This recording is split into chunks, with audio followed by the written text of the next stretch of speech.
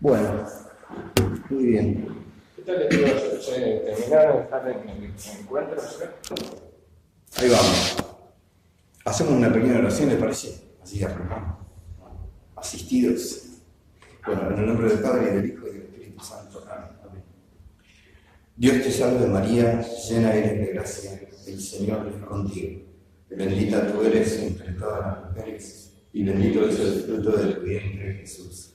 Santa María, Madre de Dios, ruega por nosotros pecadores, ahora y en la hora de nuestra muerte. Amén. Gloria al Padre, al Hijo y al Espíritu Santo, como era en el principio, ahora y siempre, por los siglos de los siglos. Amén. En el nombre del Padre, y del Hijo y del Espíritu Santo. Amén. Bueno, los otros días, el último encuentro, estábamos explicando un poco filosóficamente en qué consistía esta perspectiva de género y había quedado un tema por desarrollar, que era el de la centralidad de la salud reproductiva. Nosotros habíamos visto cómo esta ideología primero plantea una deconstrucción de la diferencia sexual para convertirla en diversidad sexual.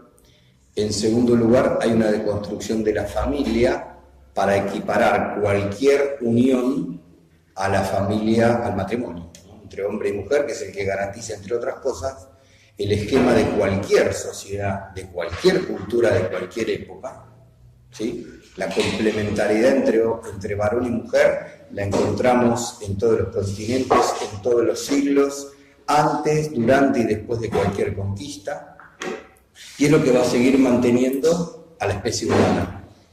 Continentes que han bregado por esta equiparación de cualquier unión circunstancial, principiada por el placer, terminan como lo está yendo Europa, que demográficamente está en una crisis inédita, de la cual los demógrafos dicen que no pueden salir ya directamente. Bien, la tercera pata de esto es la centralidad de la salud reproductiva. Acá aparece una cuestión terminológica. Esto tiene mucho de semántica, esta batalla, ¿sí? Por no decir esta guerra. Esta salud reproductiva apunta sobre todo a pretender defender derechos de la mujer. Entonces plantea esto desde la perspectiva de la salud.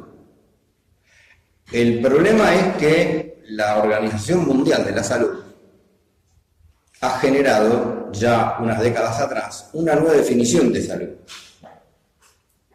Es decir, la salud no es más una carencia de enfermedad o dolencia, sino que la Organización Mundial de la Salud define la salud como el estado de completo bienestar físico, psíquico y social. ¿Sí? Es decir, si jugamos un poquitito con esto, cualquier cosa que atente contra el completo bienestar ya atenta contra la salud. Ahí voy. Es decir, acá tenemos que pensarlo, creo que lo que va a decir Jorge. Acá evidentemente hay una mentalidad hedonista, ¿no? Que pone al placer y al bienestar como un valor a atender de la salud. ¿Podés repetir la definición? Sí. Porque me tomo de ella. El estado de completo bienestar físico, psíquico y social. Bien. Yo aceptaría esa definición si me incluyen una palabra. Sí. El completo estado de bienestar espiritual, psíquico, físico y social. Sí. Bien, ahora, lo que pasa es que... claro, exacto. Ahora, el problema es que en todo este tipo de cosas subyace una antropología. Claro, Es la decir, materialidad. Una filosofía del hombre, del existente humano. De acuerdo a lo que yo crea que el ser humano es, de ahí brotará todas las cosas que yo piense, organice humanamente. Me parece a mí que de esta definición, lo más peligroso es qué se entiende por bienestar psíquico. Porque, a ver, si yo me quedé sin trabajo y mi esposa queda embarazada, psíquicamente voy a estar bien, me va a desequilibrar, me va a traer alguna preocupación, lo cual no quiere decir que atente contra mi salud. En una visión del hombre claro, pero que magnánima, no pusilánime, es decir, con una cosa exacto. Es decir, cuando no podemos entender que el sufrimiento y el dolor es parte de la vida humana, y es tan humana la vida cuando uno sufre que cuando uno está feliz.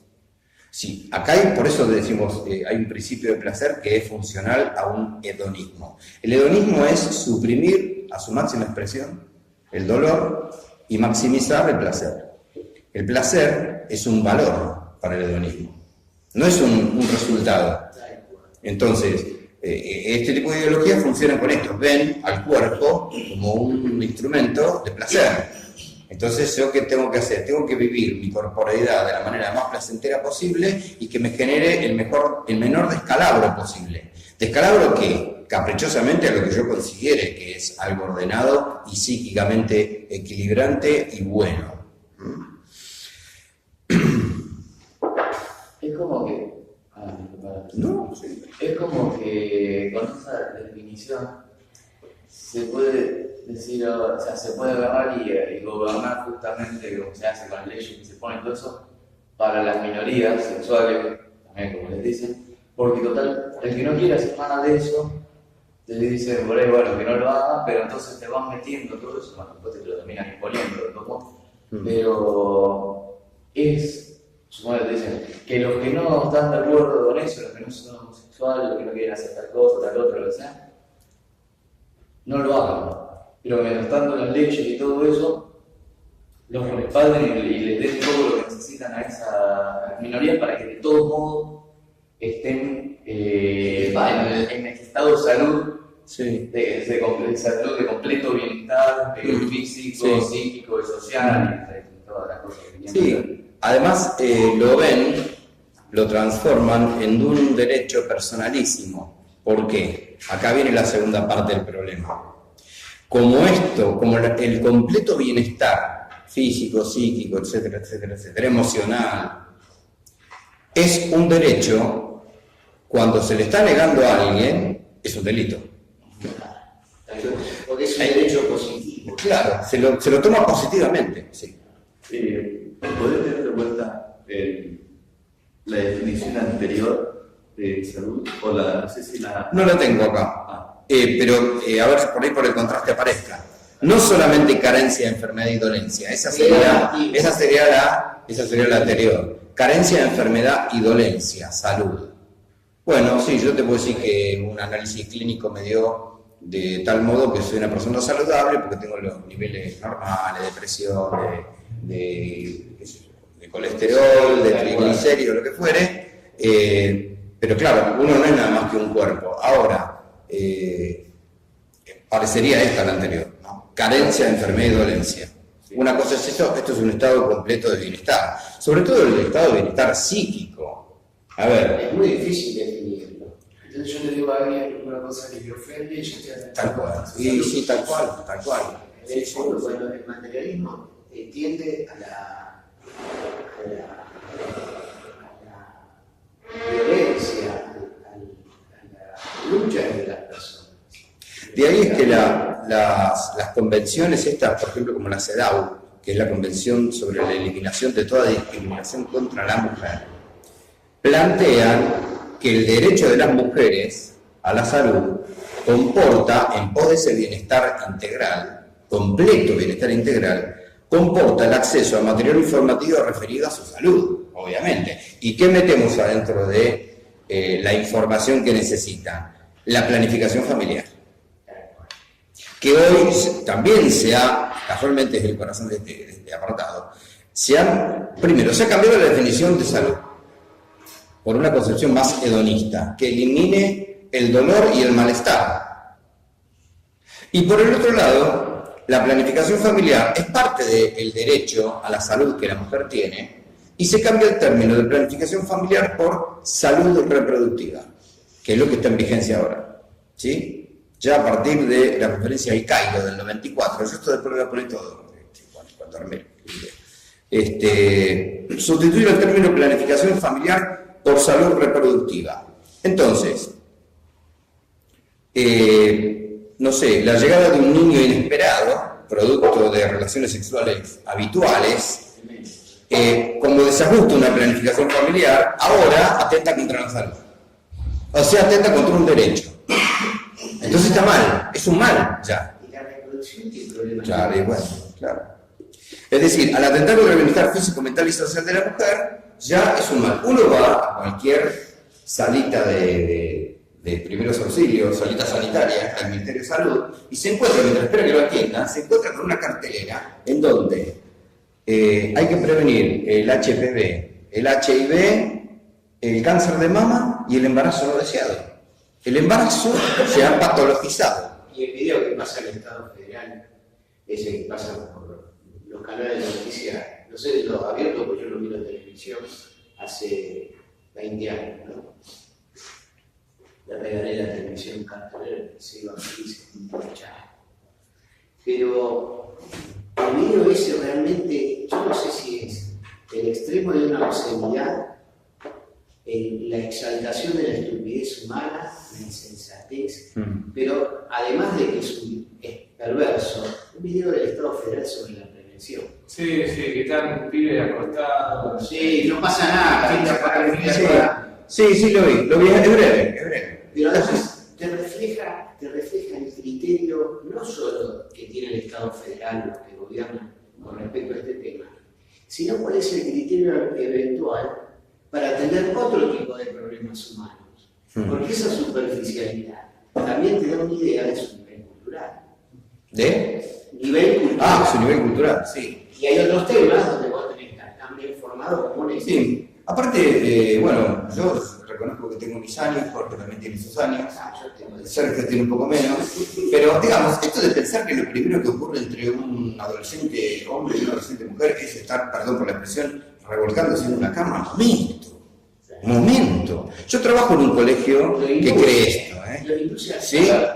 Casi todas las propagandas supuestamente hablan de lo que más hacen es inducir a hacerlo que a enseñarle a prevenirlo. Yo en esta publicidad que viene una salita con su de vacaciones a la costa de mis hijos, esto de... A ver si no hay nadie. Disculpa. Cuando hablaban del afiche que hablaba de embarazo no deseado, la foto era un dibujito de una nena así, tirada. tirada, sentada, y el varón al lado todo que se ponía colorado. Yo digo, esto está mostrando el cuadro de una insinuación de cierto acercamiento que el chico está tratando de tener con la chica. ¿Esto ya implica un embarazo no deseado? La imagen es de dos chicos que están con vergüenza porque se han dado cuenta que se buscan mutuamente y ya te están hablando de embarazo no deseado. Creo que es como que lo único que hacen es... ¿Tan rápido? Apenas digo eso, ya está cerista, bueno, listo, ya empiezan a pensar en... Bien. ¿Cómo sigue avanzando esto? Por un lado, reforma de lo que es el concepto de salud por la Organización Mundial de la Salud. Segundo, la planificación, el derecho a una planificación familiar que implica hoy una salud reproductiva, ya entonces es un derecho a la salud. Por lo tanto, hay que brindarle toda la información que la persona, en este caso la mujer, porque todo esto está disfrazado de derecho de la mujer, ¿sí? Hay que brindarle toda la información de anticonceptivos, de esterilizaciones y de abortos. Y el último que escucha, donde ya terminan de agravar la cuestión. Reformula, en 1999, el CEDAW, explicita que el término mujer abarca a la niña y al adolescente. Quedemos un cachito ahí. Yo para reformular la información entonces, estamos de derecho de la mujer, salud reproductiva y derecho a la planificación familiar. No. Estamos reformulando, la OMS reformula el concepto de salud. El comité que controla la discriminación de la mujer plantea que entonces parte del derecho a la salud va a ser la planificación familiar o salud reproductiva, que es el término que hoy tiene vigencia. La planificación familiar no lo acepta en alguna... No que no lo aceptan, pero lo han transformado Claro, sí. No solamente en un plan, sino ahora en salud. Claro. Entonces, y además siempre le dan nombres y cosas que sean quizás más atractivos para el sí, y además más determinante, porque cuando vos te opongas te opones a la salud, Claro. no a la planificación. Claro. ¿Me entendés? Si vos no estás de acuerdo con esta concepción, vos atentás contra la salud. Mirá qué perverso que sos. Luego, cuando Qué en enfermo, lugar de ¿eh? decir legalización del aborto, Sí. te dicen definición de la interrupción voluntaria Voluntaria del embarazo, Te sí. hacen un choclo así de nombre que ya Son tiene variedad. son eufemísticas, tal cual. Entonces, llevas a la progresión. Dentro de esa salud reproductiva, por lo tanto, hay derecho a información, porque toda salud depende de la información. Es decir, cuando yo me voy a hacer un análisis de sangre y el médico me dice, mirá, el colesterol que vos tendrías que tener en 200 y lo tenés en 280, eso es información. Vos tenés que ir a un nutricionista, tenés que cambiar tus hábitos alimenticios y yo te voy a dar una pastilla. Listo, eso es información. Tal cual, está muy bien pensado esto. Ahora, el tema es que estos derechos de la mujer tienen que atender a la definición de salud, que es un completo bienestar físico, psíquico, no espiritual. ¿Está? Y además, dentro del concepto mujer, hay que incluir a la niña y al adolescente. Y acá está el problema de todo esto. Que lo que estamos sufriendo hoy, lo que están sufriendo algunos colegios y docentes de acá en la Ciudad de La Plata. Bueno. Entonces, la tercera etapa esa donde yo entiendo que es donde se pasa a ser mujer, ¿tiene otro nombre particular o cómo? No, fíjate lo que dice un documento del año 99, Perspectivas y Reflexiones sobre este tema, de la ley que se sancionó en la Ciudad Autónoma de Buenos Aires. Dice, se presume que todo niño o niña, que todo niño o niña o adolescente, para la ley niños es antes de los 16 años. Para la Constitución, desde la concepción hasta los 16 años es niño. Todo niño o niña o adolescente que requiere atención en un servicio de salud está en condiciones de formar un juicio propio. ¿Cómo? Un juicio propio. Y tiene suficiente razón y madurez para ello. Es decir, un niño o niña de 9 años que hasta hace 2 o 3 años creía en Papá Noel, ¿sí? Y no se puede ir de la escuela si el padre no la retira, ¿está? Tiene, según esta ley, la suficiente razón y madurez para ello. ¿Para qué? Para formar un juicio propio, en especial tratándose del ejercicio de derechos personalísimos, tales como requerir información, solicitar el test de HIV y solicitar provisión de anticonceptivos. Es decir, si mi hija Victoria, de 11 años, que ahora mañana se va a Córdoba, me dice, papá, yo quiero un método anticonceptivo, y yo le digo, bueno, le explico un montón de cosas, ella puede ir tranquilamente a un centro de salud y requerir asistencia, porque ahora se va con los compañeritos de viaje a Córdoba, porque termina sexto año. Interviene en la responsabilidad paternal. Sí, es decir, el otro día lo vimos en 2 clases atrás, ¿no? 2 reuniones atrás. La reforma de esta ley, de ESI, atenta francamente contra la patria potestad y contra la objeción institucional. Ahora una pregunta, perdón, que ustedes conocen La Plata, ¿ya se aplica este tipo de conceptos en las escuelas legalmente? Digo, ¿no? No. Son iniciativas. Hay algunas escuelas donde profesores por iniciativa propia que tienen el cerebro bien lavado con todo esto, lo hacen.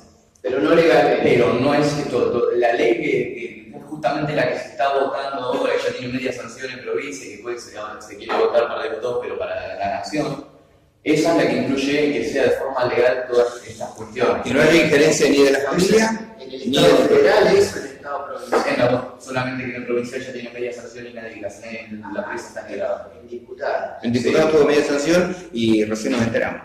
Porque bueno, es un error nuestro. Bueno, pero No, en realidad es que ellos lo tienen todo bien escondidito, cosa que Exacto. nadie se entera. Ahora, esta misma organización de la salud, que son todos satélites de la ONU, cuando la ONU escribe en el ONU-SIDA respecto al HIV, los lineamientos curriculares no se hacen cargo de cuando la ONU planteó una alternativa de prevención, que era casualmente el inicio más tardío de la vida sexual y la fidelidad entre las parejas. Esto se omite se omite. Que si yo estoy planteando que ya en un nivel inicial, en prácticas de educación sexual integral, el chico tiene que autoexplorar sus genitales para ver qué tendencia afectivo-sexual va a tener, de las cuales esta ideología de género ya plantea que hay 112 variantes.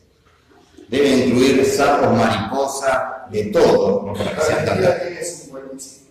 ¿Quién? Nosotros tenemos Sí. Argentina 55, Inglaterra 75. En esto hay que mirar a Europa. Pero 55, ¿qué? 112, ¿qué son? ¿Orientaciones? Variantes, sí. Sí, géneros distintos, sí. ¿Cuántos géneros pueden existir? Y acá, infinitos, porque si acá es el hombre que construye, si no hay nada dado de antemano. Un muchacho va caminando y ve una hormiga y dice, yo sexualmente me siento como una hormiga. Así con Sí. eso de Y género, pero y uno en el otro ya está, se resumiría todo. En el binario entran, claro, todos los grises, todos los grises que quieras. Si vos querés ser hormiga y no humano, es lo que incluye otra especie. Entonces yo no entiendo cuánta variedad se puede poner. Que es la exaltación de la estupidez. La definición es justa, ¿no? Oye, esa chica que se no sé, Sí, la que se ve como vas a hace hacer. gato y qué sé yo, no pierde su derecho. Era en Noruega. De humano, creo yo. Ah, O sea, los sí, derechos humanos. se debe- No, porque quiero sumar derecho, no es ceder en nada. Este tema es algo inaudito. Sí, yo reconozco que a mí, bueno, yo lo estoy tomando un poco el toro por las astas para abrirme, pero a mí me hace mal esto, no hace años. Cuando tengo que estudiar esto, escribí todo esto. Pero bueno, Dios me puso acá, qué sé yo, a todos nosotros nos ha puesto en este momento, ¿no? Entonces, digamos, para coronar esto, plantean que un niño, que nosotros sabemos para el espíritu del orden jurídico interno que es un niño, no tiene potestad sobre sus decisiones.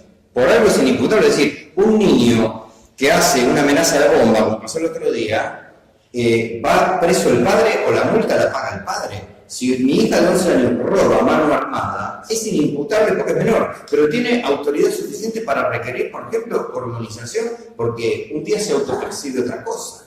Bueno, ahí está la cuestión. Sí, es decir, no hay que darle más vuelta a esto. Esto es claramente perverso y mentiroso. Es demoníaco. Está claro, ¿no? Bueno, estoy tratando de pasar lo más rápido que se pueda este asunto. Implicancias antropológicas de esta salud reproductiva. Bueno, evidentemente lo que está en el nudo de todo esto es la desvinculación de la sexualidad con la vida. Es decir, esa concepción de salud que es convertible a el bienestar completo, entiende la sexualidad desde un punto de vista estrictamente hedonista, entiende la sexualidad como un instrumento de placer. El techo de la sexualidad es el propio placer. Por eso que desliga no solamente a la sexualidad de la vida, la desliga de la responsabilidad, porque la responsabilidad acá perturbaría el pretendido bienestar completo. Es mucho más fácil gozar de derechos y de placeres que tener que poner las barbas en remojo porque tus actos implican una responsabilidad y tu libertad está condicionada por los derechos del otro. Y mucho más por los derechos que también vos tenés a autorrealizarte y a planificarte. Es decir, se va rápidamente a entender que la vida, la nueva vida, esta vida tan débil de la cual todos pertenecimos a ese conjunto de células, como se lo llama, o a ese óvulo fecundado, es un riesgo. El bebé es un riesgo. El otro día una ex alumna mía, que ya está en edad de ser madre, está entre 20 y 30 años, me decía, profe, yo no entiendo, vía redes sociales intercambiamos, ¿no? Ella por supuesto que está en la postura abortista. Yo quiero vivir mi sexualidad plenamente. Y pobrecita, para ella vivir su sexualidad plenamente era estar cerrada al embarazo. Justamente, mira, eso es como que vos quieras vivir tu nutrición plenamente y no quieras subir de peso. O no quieras alimentarte. Claro, es al revés. Es al revés, ¿viste? Es decir, nunca vas a poder vivir plenamente tu sexualidad hasta que no te abras y te dones a la vida del otro, a la de tu pareja primero y a la de tu hijo después. Esto no quiere decir que cada vez que una persona va a tener un encuentro sexual va a tener un hijo, no. Tiene que estar pensando que es para tener un hijo. No. Muchas veces se nos acusa de eso a los que sostenemos esto, ¿no? Y no, claro que no. Pero una cosa es quedar abierto y otra cosa es quedar cerrado. Además, esa tendencia es un aporte, ¿no? Sí. A confundir sexualidad con genitalidad. Esa chica que te dijo yo quiero vivir mi sexualidad plenamente, tendría que haber dicho yo quiero vivir mi genitalidad plenamente. Sí. Porque su sexualidad es mucho más que eso. Claro. Mucho Además, más. bueno, que el hecho de que esté diciendo eso muestra que todo el verso que hacen de la salud sexual reproductiva y todo eso, junto con lo de la ideología de género y toda esa perversión, destruyen, atenta contra la naturaleza de las cosas, porque es la esencia nuestra, no es nuestra esencia, pero es parte de nuestra naturaleza, de todos modos. Estamos diseñados Para hacer claro, la mujer tiene útero por algo. O sea, uno puede decidir cuánto, en todo caso, ser o no madre, padre o lo que sea, o sea, madre o padre, pero no esto de decir plenamente, yo siento que estoy viendo mi sexualidad plenamente si no soy madre. Porque, o sea, vos no querés en el momento, pero es parte de tu naturaleza, vos lo querés por algo. Es un mandato de Dios que está impuesto. Y hay personas que no creen en Dios, bueno, no creen en Dios, pero vos ves lo que te muestra la naturaleza y está reflejado en la Pero esto naturaleza. no hace falta, esto cualquier ateo lo puede entender perfectamente. Esto no se necesita la gracia sobrenatural que sobreleva la inteligencia a los misterios divinamente revelados. No, esto es biología, sociología, totalmente natural. Es decir, hagamos mínimamente un poco de historia y lo que ha sostenido a la especie humana es esto. Y la seguirá sosteniendo. Sin eso dejamos de existir. Dejamos de existir. La naturaleza nada más. Claro. Esto es como que un arquitecto, a mí se me ocurre esa analogía, ¿no? Es como que un arquitecto, en pos de una presunta originalidad y creatividad, quiera construir un edificio violando las leyes de la física. Será muy creativo, pero en un año se le cae al piso. Esto es lo que pasa con este tipo de cosas. ¿No es cierto? No tienen el concepto de creado y creador. Están negando a Dios. Hola, ¿qué haces? ¿Cómo andás? ¿Cómo andás? ¿Bien? ¿Qué contás? Con la diferencia de que lo suyo, o sea, ellos tienen suficiente dinero y movimientos para tapar que en realidad se caen abajo solos. Tapan eso, sí, tal cual. Cuando Monseñor Marino, que fue primero obispo auxiliar acá de Monseñor Aguer, escribió un libro que se llama Hombre y Mujer los creó. Al principio hay una parte muy interesante estadística. Cuando apareció lo del matrimonio igualitario, que él decía, de la comunión homosexual al matrimonio va menos del 1,5%. Y eso no aparece en ningún lado. ¿Por qué? Porque la unión homosexual es un tipo de unión que no es estable. Casualmente porque no tiene un asidero en la naturaleza. Por eso es ocasional y circunstancial. Más termina Le tomo la palabra a Chinda ayer acá en un discurso que decía que el mejor anticonceptivo que se tiene hoy es el cultural de esta promiscuidad sexual y de la homosexualidad. Sí. Te garantiza que no hay. Les recomiendo un español que se llama Benigno Blanco, que él estudia toda esta cuestión en relación al nuevo orden mundial. Que lo que él plantea es eso, que la ideología de género es el mejor anticonceptivo cultural. Por eso que esto tiene raigambre en el proyecto Kissinger, en el malthusianismo del siglo XIX, cuando los países centrales se dan cuenta que los países subdesarrollados como nosotros no tenemos que crecer en población. Primero porque le vamos a seguir pidiendo préstamos que después no le terminamos pagando. Es como que a mí mi vecina venga y me pida dinero, yo se lo presto, pero yo veo que, bueno, que tiene 200 millones de hijos, que lo malgasta, te voy a decir, bueno, escuchame, yo te sigo prestando plata, pero en este marco familiar no me vas a poder devolver un peso, porque yo no te voy a sacar para la leche de tus hijos, para que me devuelvas dinero, no puedo hacerlo, no debo hacerlo. Hace unos minutos vos estaba pensando, mientras estaban hablando en eso del nuevo orden mundial, de cómo conduce esa cuestión, todo lo de el control de la natalidad. Bueno, vamos a hacer cierta valoración como para ya entrar en la perspectiva personalista. Esto tiene dos contrastes, ¿no? O sea, un contraste entre la perspectiva de género versus la perspectiva personalista, que es la que una como visión cristiana y en un realismo filosófico entiende que una educación sexual verdaderamente integral tiene que ser motivo de un espacio curricular, si se quiere, obligatorio.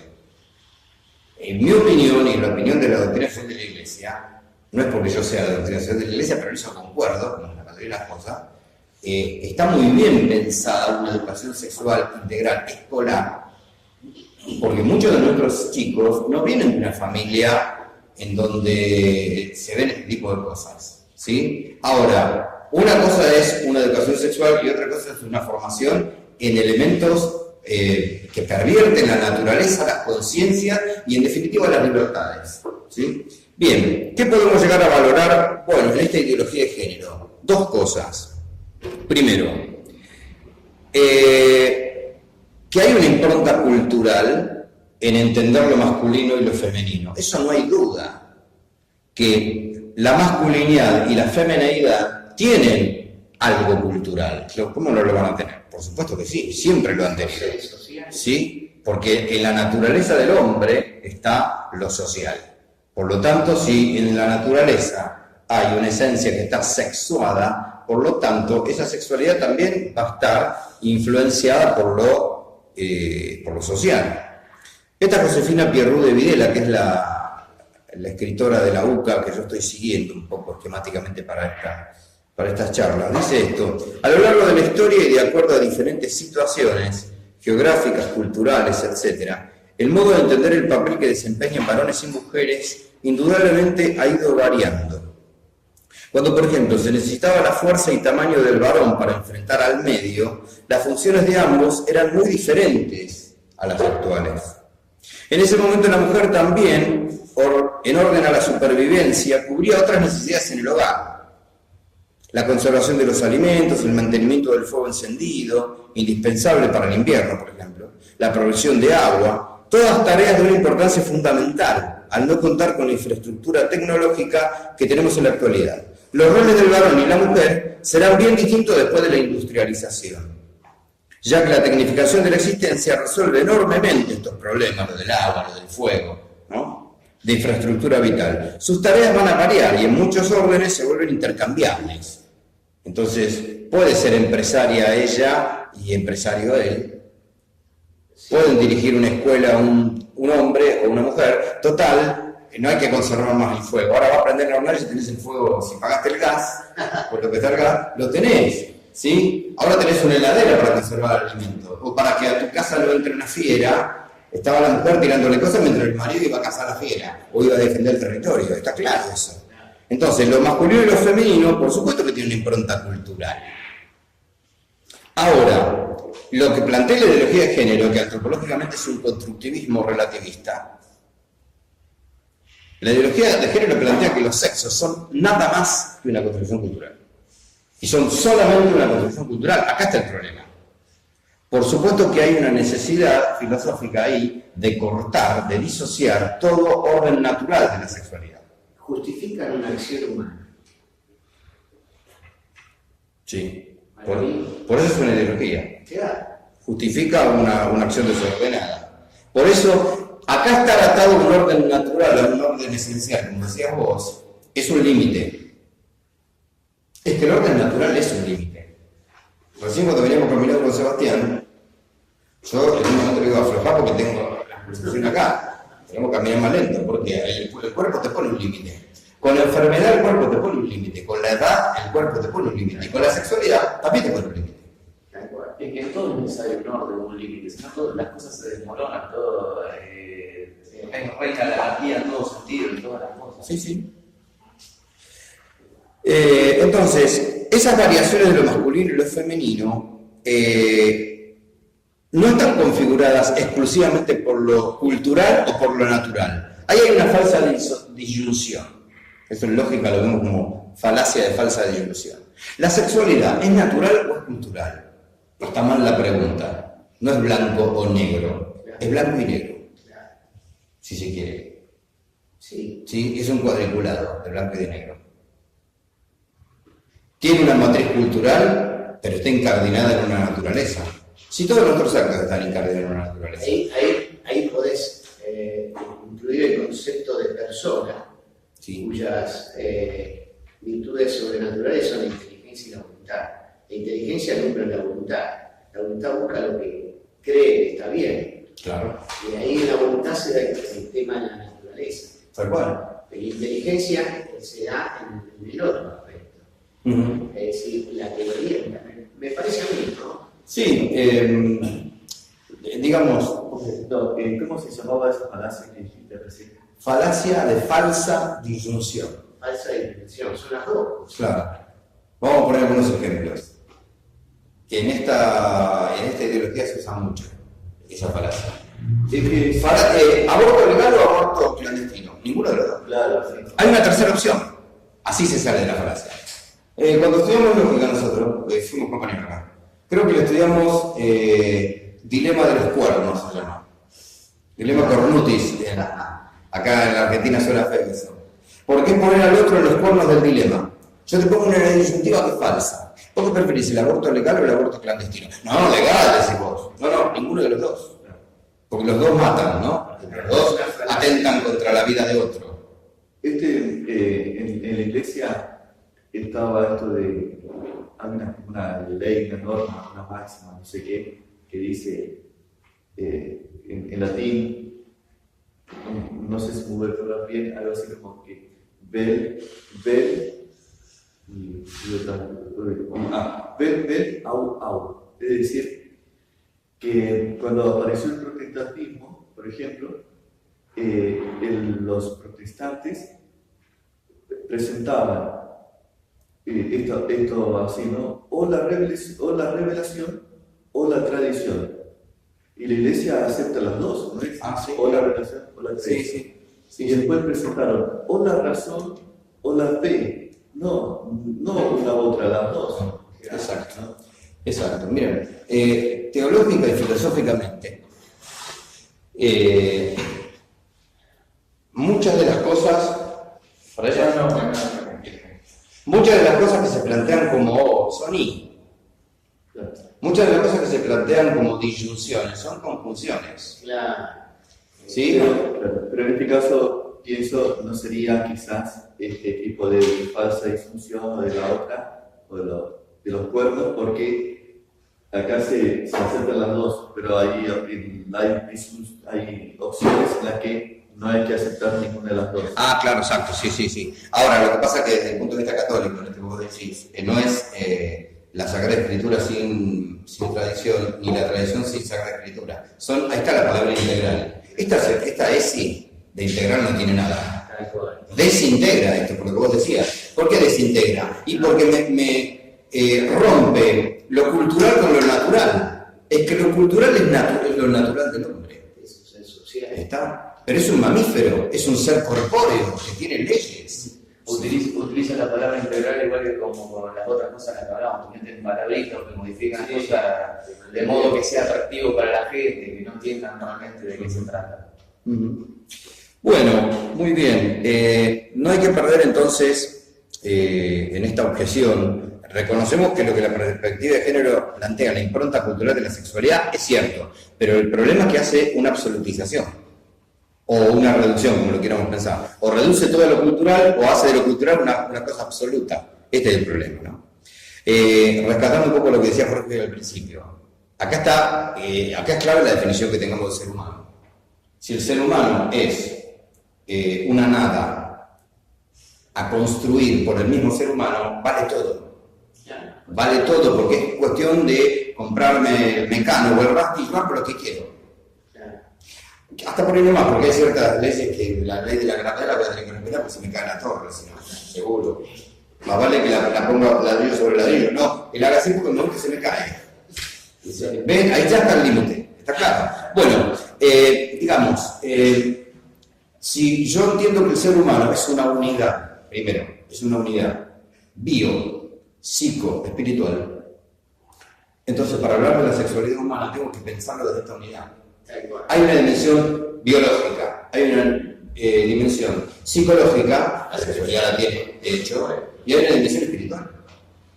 ¿Sí? Si no, no sería realmente humana. Cuando faltan algunos de estos pilares, se deshumaniza, se desintegra. ¿Está? Bueno, otra cosa que por ahí también hay que rescatar de lo que la perspectiva de género predica la reivindicación de la dignidad de la mujer. Es cierto que en la historia, la mujer, como tantas cosas, no, la mujer no es una cosa, pero digo, la mujer como sujeto de derechos, como tantas cosas en lo social, han ido madurando con la historia. Pasó con el rol del hombre dentro de la familia, pasó con el rol de la mujer dentro de la familia, pasó con los esclavos, pasó con la gente de color negro o color amarillo o lo que fuere. ¿Sí? Es decir, al ser humano, a la historia del ser humano, le costó tiempo, como si fuera una pedagogía, entender que las personas no son de primera o de segunda de acuerdo a la nacionalidad, al sexo o a la religión que tengan. Esto a nosotros nos llevó siglos, porque hay una maduración histórica. Entonces, ahí hay otra falsa disyunción.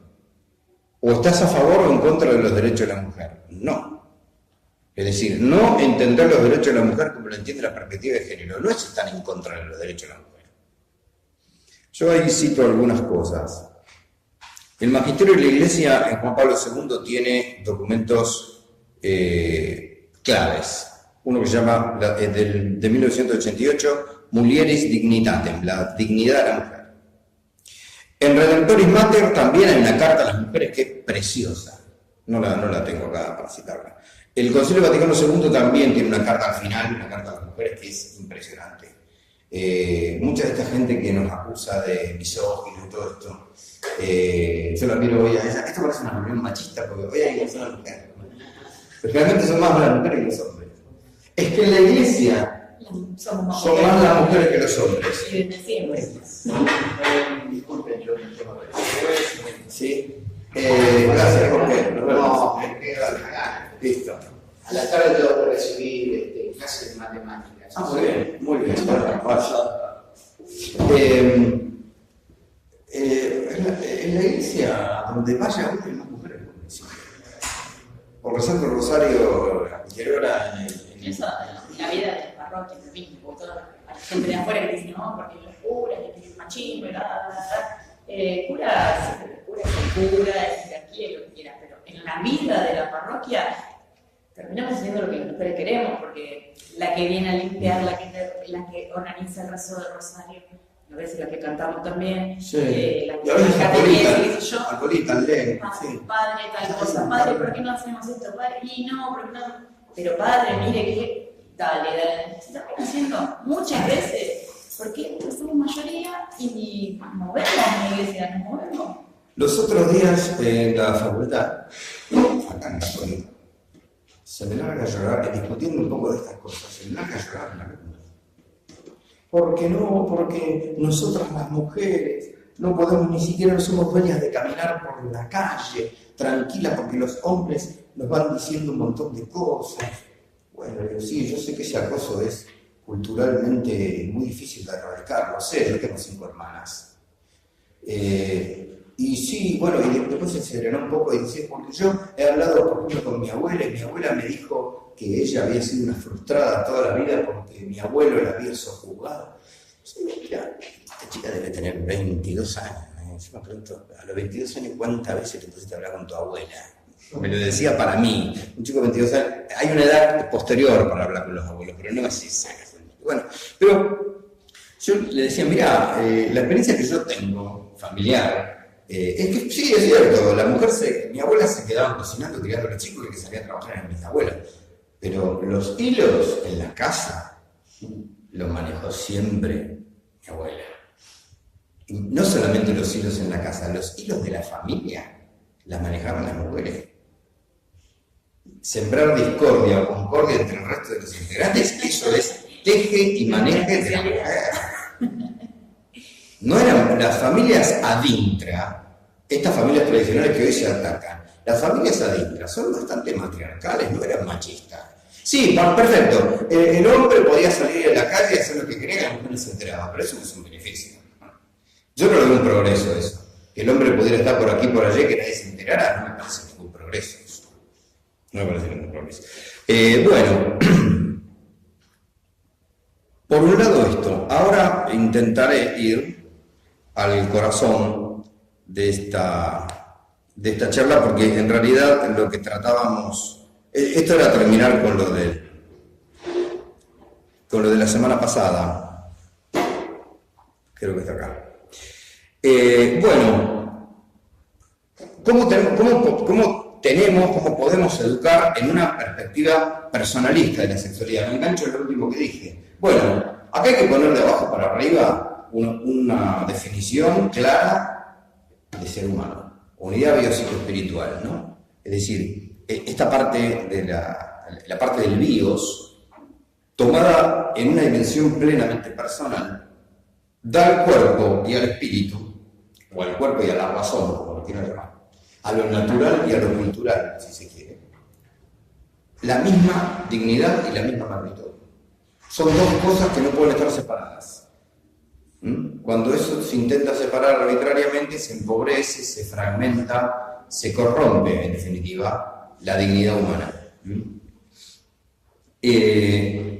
Casualmente, nada dentro de esta unidad, de lo bio, de lo psíquico y de lo espiritual, puede estar tomado como un medio, sino como un fin en sí mismo. Es decir, la persona humana ha de ser siempre un fin para las políticas, para las políticas económicas, sociales, educativas. Entonces, esta perspectiva de género lo que toma es al cuerpo como un instrumento y por lo tanto como un medio, no como un fin. Es decir, lo toma como una cosa y no como un ser personal. Hay una carta de San Juan Pablo II de las familias, que en el número 19 dice: el cuerpo nunca puede reducirse a media materia. Es un cuerpo espiritualizado, así como el espíritu está tan profundamente unido al cuerpo que se puede definir como un espíritu corporeizado. Es decir, el cuerpo está espiritualizado, o debe estarlo. Y a su vez el espíritu tiene una dimensión corporal, porque está ligado indisolublemente a un cuerpo. Por lo tanto, hay que entender, para poder educar en una educación sexual integral, en una perspectiva personalista, que la persona es sexuada. Y ahí está el límite. Y que el cuerpo tiene que tener un tratamiento personal. ¿Sí? No es una cosa que se tiene el cuerpo, como yo tengo este reloj o tengo esta mesa, sino que yo soy un cuerpo. Yo existo en un cuerpo. Entonces no me puedo tratar como un objeto. Por lo tanto, en el contenido de educación sexual hay mucho más que dar una cuestión preventiva de enfermedades de transmisión sexual o de embarazos no deseados. Tiene que ser un elemento para planificar a toda la persona. Claro, cuando uno revisa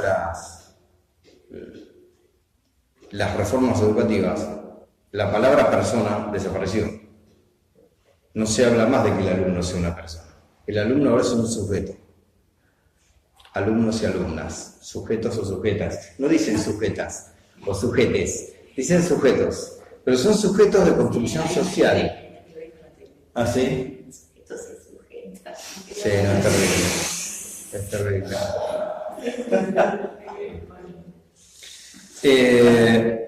Es decir, la perspectiva de género lo que tiene es una antropología dualista.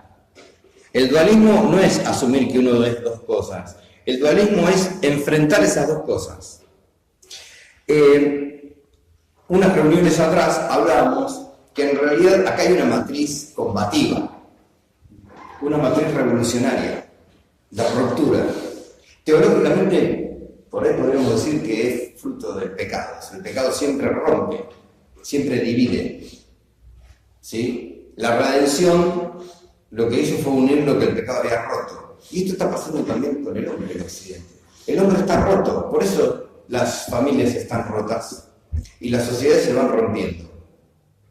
A mí que me gusta mucho la comparación, el símil ese que usamos hoy de la construcción, hoy se puede usar también con el tema de la biología, ¿no? Es decir, cuando se planteó aquello de que la familia es la célula de la sociedad. Si yo sigo los órdenes biológicos de célula, tejido y órgano, ¿no? ¿Cómo no se va a romper el tejido si la célula está enferma? Cuando la célula se enferma, el tejido se enferma. Creo que todos estamos de acuerdo, seamos católicos, protestantes, anarquistas, republicanos, demócratas, lo que sea, fascistas. Creo que todos estamos de acuerdo en que el tejido social está roto, pero no en la Argentina, creo que en el mundo. Y no habrá que volver a la célula, cuando Juan Pablo II dijo, el futuro de la humanidad está en la familia. Es como un cuerpo o un pastólogo que dice, el futuro de su cuerpo está en las células, amigo. Si usted tiene una enfermedad en las células, hasta que no solucionemos la enfermedad, el cáncer es ese. Claro, estaba pensando en Es una degeneración de la célula que se va comiendo primero los tejidos, después se come los órganos, hasta que termina con el cuerpo y consigo mismo. Se podría paralelizar con el cáncer. De hecho, yo lo observo todo el tiempo. Sí, Uno ¿no? que las cuestiones y las problemáticas que crea esta dialéctica marxista, los problemas neomarxistas ahora, el feminismo, entonces siempre lo llaman cáncer. Lo que están así dicen que es un cáncer social. Sí. Porque actúa como cáncer social. Se penetra, carcome en todo, absorbe así, deforma todo, son una deformidad. Y vos fíjate que tiene un rasgo la malignidad, toda la malignidad tiene un rasgo de que destruye hasta que se termina destruyendo a sí misma. Un cáncer termina con el cuerpo y termina consigo mismo, porque las células cancerígenas también se mueren. No solamente que matan lo que no es cancerígeno, sino que ellas también mueren. Esta dialéctica combativa, que algunos la llaman neomarxismo, hay mucho liberal metido acá. Sí. Culturalmente el comunista actual del siglo XXI y el liberal se dan la mano. En lo económico no, pero en lo cultural sí se dan la mano. Sí, nosotros cuando nosotros habíamos ido a una charla que dio un curso de Mayer sobre la base católica del liberalismo y el socialismo. Claro, Se sí. explica que tiene una raíz común, Sí. un fin común, con filosofía con respecto a algunas cuestiones en lo social, económico y todo eso, sobre cómo desarrollar lo que necesitan para alcanzar el fin que tienen planteado, que son distintas. Pero empiezan en lo mismo, hacen así y se juntan en lo mismo. Sí, si va a pelear contra algo, tiene que pelear contra las dos cosas juntas. Sí, porque parten de la misma raíz. Ahora, ahí es, claro, hay que ir al fondo, ¿no? Y el fondo siempre marca lo filosófico y lo teológico. Lo demás es intermedio, exacto. En realidad, yo creo que Marx te escuchó y quiso hacer eso, pero te entendió mal. Marx. Dijiste que ir al fondo y él entendió otra cosa. Sí, fue al otro fondo. Fue al barril sin fondo. Sí, que es el fondo monetario. Está muy bien. Sí. Sí, atado al fondo. Pero malo. Recién cuando decía lo del cáncer que carcome, termina matando a lo que está carcomiendo y también se muere. Lo pensaba así en lo social y como que hay uno por ahí, pienso yo, que se puede ver también la raíz de un poder maligno que no es humano, detrás estando simplemente la destrucción de toda la humanidad, de todo lo humano. Porque hace que gente pierda el camino, destruya todo lo bueno y después se termina destruyendo a sí misma también. Mira, bíblicamente hay una raíz demoníaca del mal y de la mentira. En el Génesis, la mentira le es dada al hombre por un ser más inteligente que él, que es un ángel. La mentira no es una fábrica, una construcción meramente humana, pero eso hay que estar abierto a la fe. Pero la mentira le es dada en el origen al ser humano, porque lo que aparece en la Iglesia como figura de serpiente es el mentiroso del principio. Esa es una de las maneras que Jesús le llama. Le dice, padre de la mentira, mentiroso desde el principio y homicida. Son las dos maneras en que él se refiere al demonio. Entonces, claro que sí. Yo creo que, por ejemplo, esta gente de Faro Films tienen muy presente esta cosa, este espíritu. Lo desarrollan sobre todo en los principios de algunos videos, donde vos ves cosas que son, vos decís, mamá, hola, son macabras. O sea, esto es mucho más que una manera de entender la política o una manera de entender lo social o lo cultural. Acá hay directamente un mal que quiere terminar con todo, incluso consigo mismo. En mi opinión, el caso de nuestro presidente es sucedáneo de eso, porque esta postura que ha tomado en estos últimos meses respecto al nuevo orden mundial, electoralmente le va a terminar con él. Vení, ¿qué haces ahí atrás? Porque quería un mate. Muy bien. Me parece muy bien. Estamos saliendo del machismo, porque han ido llegando mujeres. Han ido llegando mujeres a la reunión. Cuando éramos todos hombres. Hoy hablamos de si la sociedad de nuestras abuelas o de tus bisabuelas eran más machistas que matriarcales. Bueno, se van sumando mujeres a la reunión. Muy bien. Bueno, después de esa definición de hombre como unidad biopsicoespiritual, se entiende mucho mejor, por supuesto, la condición sexuada de la corporeidad y de la espiritualidad. Y ahí sí ya tenemos que entrar directamente al magisterio de la Iglesia cuando plantea, sobre todo en el reciente canonizado San Pablo VI, en la Humanae Vitae, que después lo retoma San Juan Pablo II en las Familiares Consorcio, el carácter unitivo y procreativo del amor humano. Otra vez, la redención trata de unir lo que el pecado separa. Estas visiones ideológicas son en el fondo pecaminosas porque apostan a lo, no al I. Apostan a la disyunción, a la guerra, a la división. El sexo es cultural, no es natural. Cultura contra natura. Madre contra hijo, marido contra esposa, esposa contra esposo, el Estado contra la Iglesia. ¿Ven? Separa. Guerra por todos lados. Cuanto peor, mejor. Algunos lo dijo el otro día eso. Cuanto peor estemos, mejor. Esa es la mentalidad neomarxista. Creo que tanto marxista como de Engels, del trotskismo, y si vas a Gramsci, lo mismo. Es decir, la clave de la historia es la confrontación, es la guerra. Bien, cuando esto se lleva a lo antropológico, a la educación sexual, se termina entendiendo la sexualidad de esa manera, ¿no? No que el fin de la sexualidad sea unitivo, no, es guerra. Es guerra. Sobre todo cuando tenemos una matriz en donde la sexualidad es nada más que un instrumento de placer, es mi placer contra tu placer.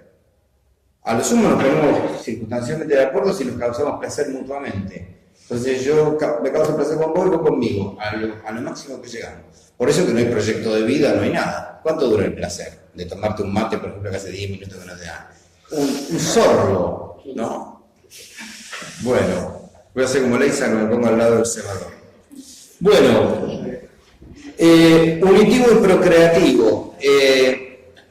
Claro, si yo voy a una escuela secundaria a plantear que la sexualidad de cada chico tiene un fin unitivo y procreativo basado en el amor y abierto a la vida, hay que parar con la histeria esta que decíamos recién, de esta publicidad que citaron. Lo primero y lo segundo que pasa entre un chico y una chica no es las escenas que mostraban en esta propaganda. Hay muchas cosas que suceden entre un hombre y una mujer. A la adolescencia. A ver. Hace poco tuve una discusión así con unos chicos de sexto que me vinieron a reclamar porque yo tengo mi lista. Sí. Bueno, yo en unos cartelitos puse talleres informativos y cuestiones así para en las que se den un turno o en algún momento así para informar. Unos eran de problemáticas ambientales y otros de memoria y cosas así. Y uno decía educación sexual. Pero yo puse educación sexual nada más. Y uno me vino a preguntar, ¿por qué no dice integral? Y yo que lo puse así justamente para que vengan y me pregunten, para así yo les explico a qué me refiero con educación sexual. Y entonces cuando me preguntaron, ¿a qué te referís? Yo le di lo que yo me refería. Hablaba por un lado de lo biológico, hablamos de cuestiones biológicas y también en valores y en el amor. Claro. Pero sí sin escapar de lo sensato y lo natural. Pues es que Eso me recalentó. Claro. A mí me parece que esta batalla, esta lucha que tiene mucho de semántico, yo creo que se podría incorporar ahí, ¿no? En el momento, del fragor de la discusión, que en realidad esta educación sexual que están imponiendo con ideología de género es fragmentaria, no es integral. Educación sexual fragmentaria, le podemos empezar a llamar así. Por lo menos en los círculos donde uno se maneja. ¿Por qué? ¿Y por qué fragmentaria? La unión del cuerpo, la unión de lo natural con lo cultural, la divide. disocia la sexualidad del amor y de la vida. ¿Por qué es abortista? No casualmente porque esté abierta a la vida, sino porque se cierra la vida. Y al único que se abre es al propio placer. Es decir, fragmenta las cosas. Divide, pone al hombre contra la mujer, a la familia contra la escuela, al Estado contra la iglesia, etcétera, etcétera, etcétera. ¿Ven? Que fragmenta. Hay que hay que ver, digamos, que está como bastante armado malevosamente, digamos, que tiene en teoría los conceptos o los conocimientos que se dan de educación integral en todos los niveles. No. Sí, pero bueno, súper maquillado y súper dibujado. Entonces te dicen, bueno, el nivel inicial se busca desarrollar esto y esto en la persona. El nivel primario esto, el nivel secundario esto. Y está armado atractivamente, digamos. O sea, yo veo eso y digo, bueno, es bueno esto que se está proponiendo entonces. Sí. Y un montón de gente que va a profundidad a raíz de eso que está haciendo. Y muchos directivos de escuelas católicas prefieren ese discurso políticamente correcto que envuelve ya desde el nivel inicial. Se está hablando de que el nene de 3 años supera estereotipos. ¿Cuántos estereotipos tiene un chico de 3 años? Yo ya avancé que educo. Yo no voy a negar que los estereotipos existen, claro que existen, porque somos un animal cultural, ¿cómo no? Pero esto de que ahí ya ves el eufemismo, ¿no? Es decir, no es que vos querés que supere el estereotipo, vos querés que rompa con lo natural, porque ellos, ¿a qué le llaman estereotipo? Al orden natural le llaman estereotipo, porque no existe el orden natural, lo vimos la reunión pasada, solo existe un orden cultural. Todo orden es una construcción humana, no hay nada dado de antemano. En el fondo, el otro día decimos que esto es un nihilismo, en filosofía el nihilismo es creer que en el fondo no hay nada. Entonces, si no hay nada, metámosle. Después compartilo ese, porque esto después lo armo en YouTube y lo vamos mostrando, porque hay mucho texto también que no estoy... Otra parte que es interesante es el de Gloria Álvarez, que ya no propone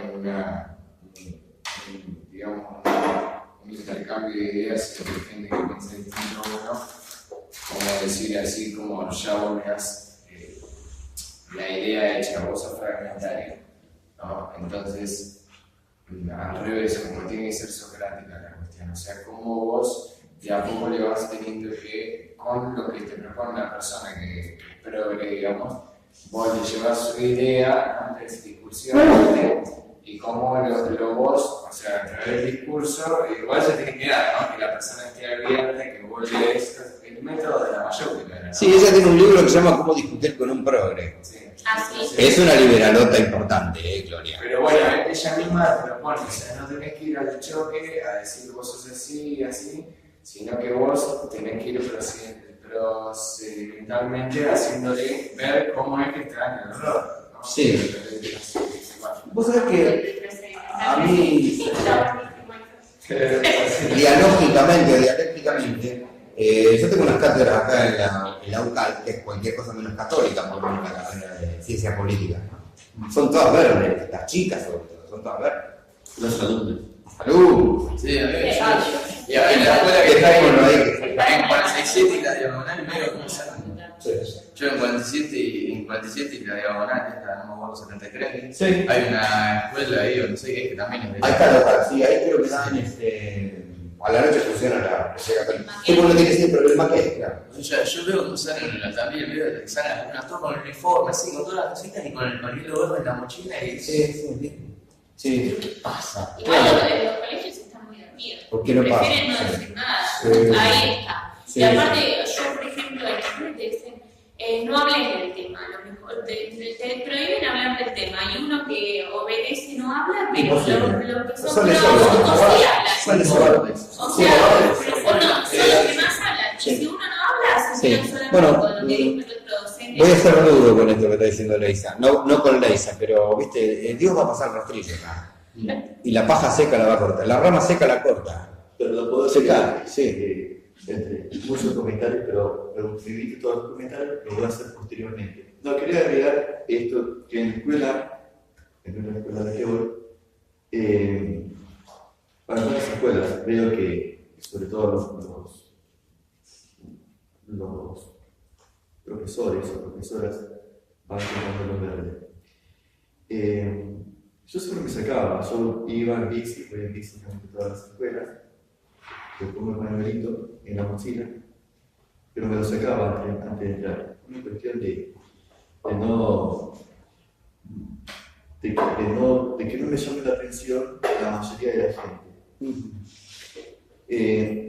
Una vuelta, pero creo que la escuché, creo que te dice, no, pero bueno, y en algún momento va a salir, así que en un momento, bueno, dentro de la escuela me olvido sacar el pañuelito y nadie me dijo nada, ¿no?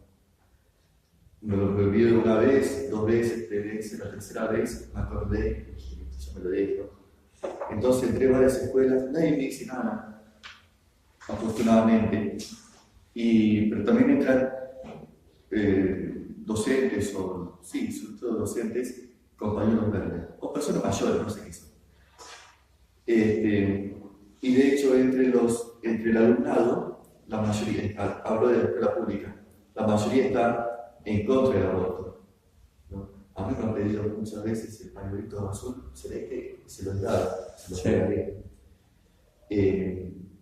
Pero yo creo que sí hay que animarse y animarnos también entre nosotros a hacerlo, entrar. En la escuela pública, en la escuela privada me imagino que mucho más. Sí. Hay que responder fundamentalmente, o sea, no quedar en el silencio. Sí. Vos el otro día decías, en las redes que también, pero armar cosas con contenido de por qué esto no, porque queda, o la imagen que queda es de que uno se pone porque lo mira y está mezclando las cosas, digamos. El objetivo de estas charlas es eso. Lo que pasa es que, viste, uno se pone mucho en contra de, pero hay que pensarlo afirmativamente. Pero también decir por qué estoy en contra de, porque queda en un estoy en contra y estoy en contra, digamos. Y ni siquiera uno, o sea, si bien sabe, bueno, y creo que también es importante como introducirse en, bueno, en qué es lo que realmente implica y por qué uno está en contra, más allá de que sabe que es malo, digamos. Pero si no queda en un estoy en contra, y por el otro lado hay flyers diciendo que se promueve el desarrollo emocional, se promueve el desarrollo interpersonal, que son cosas buenas, ¿no? Entonces, como que si uno no dice por qué no, queda esa imagen de... Yo iba a tomar lo que decía él y ahora creo que también la cosa que decía ella. Fuera de joda que en la escuela, la mayoría de los chicos están en contra del aborto y hay muchos que no saben quizás, están en contra, no saben mucho de responder a ese con un gran argumento a los argumentos de la verde. Pero el punto es que les resulta como lo más normal estar en contra del aborto. Sí. Por ahí no tiene mucho que responder, pero un pibe de primero acaba de entrarle, si vos sabés lo que es el aborto, No tiene letra. Sí, Esa es la gran falencia que tenemos nosotros como iglesia. Hay que despertarse y hay que salir, hablando de términos de inteligencia emocional, del área de confort. De todos modos, No es cómodo esto. Por ahí no saben mucho de contestar, pero el punto de que dice algo es algo obvio para los chicos estos que no saben ni siquiera mucho de contestar, les resulta obvio estar en contra. Sí, los que no están ya ideologizados, los que están ya en las listas, procesos de estudiantes, todos están todos con el pañuelito verde, todo eso. El alumno común que va a estudiar y nada más, le preguntas, y el 80% está en contra, ¿le parece? ¿Cómo alguien va a estar pidiendo matar a su propio hijo? ¿Entendés? Y no tiene por ahí mucho argumento, pero me parece lo más normal estar en contra. Sí. A mí lo que me pasa es que no veo tanta seguridad en esto de la ESI como si lo vería en contra del aborto. ¿Ah, sí? Claro, veo mucha más gente confundida respecto a esto, o sea, mucha gente que decía estar en contra de la regulación, que seguro lo está, no ve tan malo la ESI. A mí me parece que es porque es más evidente y natural el tema que matar a un hijo dentro de la panza causa rechazo. Ahora, cuando nosotros hablamos de educación sexual integral, ya cuando decimos educación, la gente piensa, es algo bueno. Integral. Y la gente no tiene ni idea, no conoce No tiene de idea qué de se qué está hablando. Es como que requiere mucho más ¿Y qué pasa en educación. este país? Y además te dicen que la educación sexual integral es para impedir el embarazo, por ejemplo, no deseado, que lo primero lo llevaba a la aborto. Hablando mamá, querida. Vení a Lo que pasa Es como la tontería. Vení a Pero no se va. Ahí se va, antes de ver sangre. Se va antes de ver sangre. Lo que pasa también es que los católicos en general, y desde hace, parece, varias décadas, a nivel mundial, ya hemos, como decía Monedero, ¿no? Hemos olvidado cierto vocabulario y lo hemos cambiado por otros. Ya no se habla, por ejemplo, de militancia, entre otras cosas, ¿no? Sino de peregrinación, hablamos de paz, ¿no? De valores, ¿no? Y no fuimos educados para la lucha, para el encuentro, ¿no? Para defender la verdad, como fuera. Entonces yo me encuentro con un cartel, no sé, con lo que sea, y personalmente a mí me cuesta ir a la lucha. Yo veo a un marxista, no, el marxista ya tiene, ya está, tiene la ficha, los datos, ya me piden, bueno, va a la lucha y discute, ya tiene el tono de voz de discutir, ¿no? Pero ahí nos falta hablo a mí, ¿no? Por lo que a mí respecta y lo que veo en general, como católico nos cuesta. Sí. Ir al encuentro de lucha, a defender. Hay pocos católicos informados. Por eso no cuesta así. Yo me encontré diciéndole a mi mujer en este 2018, yo tengo 50 años, dije, tuve que aprender a militar, muy como lo puedo hacer yo, pero bueno, yo cuando me encontré, como muchos de nosotros, allá el 8 de agosto, abajo de la lluvia, muerto de frío, ¿sabes cuánto hacía que yo no me moría de frío? Y hacía cola para entrar a un baño químico. Sí. Yo no lo hago por nada eso, porque ya está, o sea, uno ha hecho un montón de esfuerzo, qué sé yo, pero bueno, de pronto me encontré ahí y vi también a mucha gente que conozco de acá, de la iglesia, en la misma situación. Hemos tenido que salir. Yo prestaría atención, se ha tornado un poco eclesial la charla, me gusta. Yo tendría un poco de cuidado con algunas prudencias, con algunas falsas prudencias, ¿sí? Que a veces se disfraza la cobardía de falsas prudencias, ¿no? No confrontar. Bueno, pero hay una cosa que se llama legítima defensa. Si ahora vienen por una ley donde quieren pasar por arriba la patria potestad y los idearios institucionales, momento, ¿qué vamos a esperar para salir? ¿Qué vamos a esperar para salir? Si nos viene, mira, el comunismo, esto lo ha mostrado toda la historia. El comunismo te viene a buscar de manera democrática o de manera autoritaria, pero te viene a buscar a vos, a tu familia, a tu iglesia, te prenden fuego todo lo que quieren, esto lo hicieron siempre. Como decía, como escuchaba alguien ayer, aunque nos encontramos abajo de la cama, nos van a buscar abajo de la cama. ¿Sí? Entonces, tenemos esas dos opciones, o escondernos y que nos vayan a buscar, o salir, defendernos, y si fuera necesario, para bien nuestro y para bien de ellos, atacar. Pero digo, en el buen sentido de la palabra, Legítima defensa. Sí, legítima defensa, sí. Pero bueno. Bueno, ayer en esta, lo que yo venía pensando, está bien que ayer es 5:30 de la tarde de semana, ¿no? Pero también hay que pensar, porque ayer se convocó un encuentro de educación sin ideología de género, y ayer eran 150 personas por ahí, ¿no? Entonces, incluso salvando la distancia y tampoco queriendo hacer esto una reflexión que se desvirtúe totalmente del tema central, tiene mucho valor lo que son las congregaciones, o sea, los pequeños grupos que por ahí incluso a veces desde la misma iglesia se la deja de lado, ¿no? Por ahí calificados, tipificados de rigorista, de retrógrado, qué sé yo. Después cuando hay que salir a la Plaza Moreno, la mayoría de la gente que pone la agenda, digamos, hablando mal y pronto, termina siendo esta gente que se la inmuniza, que se la deja de lado, preconciliar y no sé qué más, que claramente debe tener varios defectos como varias comunidades cristianas, pero también hay que aprender de eso, ¿no? De la comunidad pequeña, pero que también es fuerte, que pone la cara, ¿no? Pero bueno, sí. Bueno,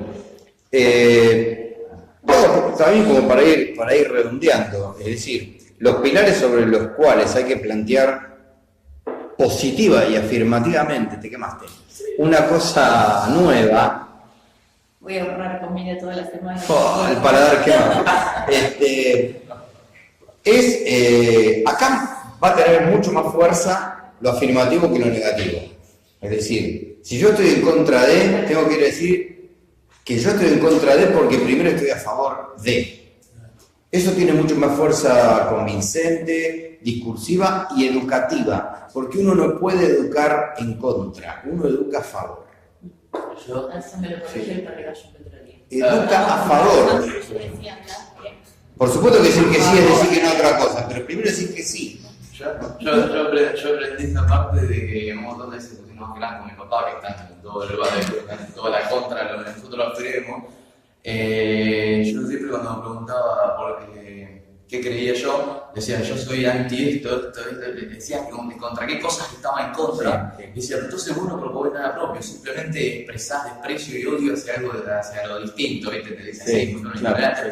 Pero entonces me puse a pensar, después de un montón de veces que caí en la misma, de que era mejor ya tener bien pensado qué es lo que defiendo en todo caso.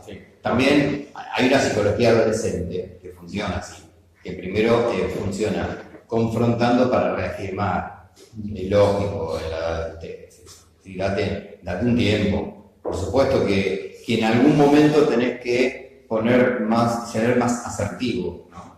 Es decir, yo voy a decirle que no a tantas cosas porque le digo antes que sí a otras. Y bueno, ahí está la cuestión. Atención entonces a lo fragmentario y a lo verdaderamente integral, ¿sí? Yo mucho más para decir no tengo en esta visión personalista. Es decir, en la medida que la sexualidad no se separe de la concepción de la vida y no se separe del amor humano, todo lo otro queda atrás. Las producciones estas que acercaron hace 2 o 3 reuniones atrás, la de Logos, las publicaciones esas lo que tienen es eso. Ni se gastan demasiado en decir por qué está mal lo que está mal. Con decir por qué está bien lo que consideran bien es suficiente. Lo otro se cae solo.